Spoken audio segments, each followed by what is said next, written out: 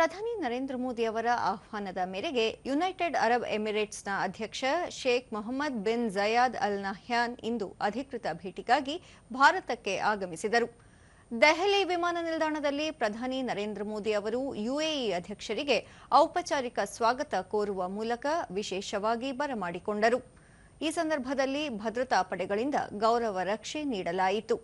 ಸಾಂಸ್ಕೃತಿಕ ಕಾರ್ಯಕ್ರಮಗಳ ಮೂಲಕ ಸ್ವಾಗತಿಸಲಾಯಿತು. ಬಳಿಕ ಪ್ರಧಾನಿ ನರೇಂದ್ರ ಮೋದಿ ಹಾಗೂ Sheikh Mohammed bin Zayed Al Nahyan ಅವರು ಒಂದೇ ಕಾರಿನಲ್ಲಿ ವಿಮಾನ ನಿಲ್ದಾಣದಿಂದ ತೆರಳಿದರು.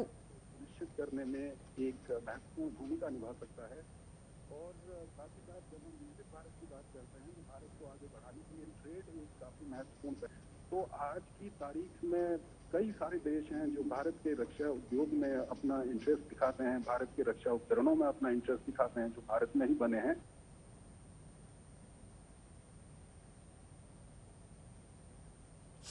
ತಮ್ಮ ಅಧಿಕೃತ ನಿವಾಸದಲ್ಲಿ ಪ್ರಧಾನಿ ಅವರು ಯುಎಇ ಅಧ್ಯಕ್ಷರಿಗೆ ಆತ್ಮೀಯ ಸ್ವಾಗತ ಕೋರಿ ವಿಶೇಷ ಕಾಶ್ಮೀರಿ ಶಾಲು ಹೊದಿಸಿ ಗೌರವಿಸಿದರು. ಭಾರತೀಯ ಪಾರಂಪರಿಕ ಆಹಾರ ನೀಡಿ ಉಪಚರಿಸಿದರು. ಉಭಯ ನಾಯಕರು ವಿಶೇಷ ಕಲಾಕೃತಿಗಳನ್ನು ವೀಕ್ಷಿಸಿದರು.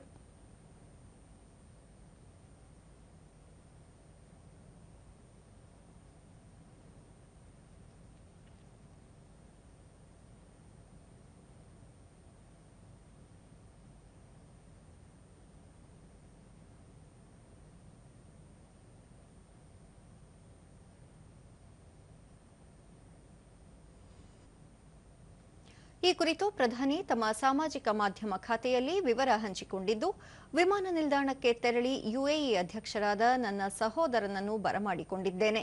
ಇವರ ಭೇಟಿಯು ಭಾರತ ಯುಎಇ ನಡುವಿನ ಬಲಿಷ್ಠ ಸ್ನೇಹದ ಸಂಕೇತವಾಗಿದೆ. ಮುಂದಿನ ಚರ್ಚೆಗಳ ಬಗ್ಗೆ ಉತ್ಸುಕನಾಗಿದ್ದೇನೆ ಎಂದು ತಿಳಿಸಿದ್ದಾರೆ.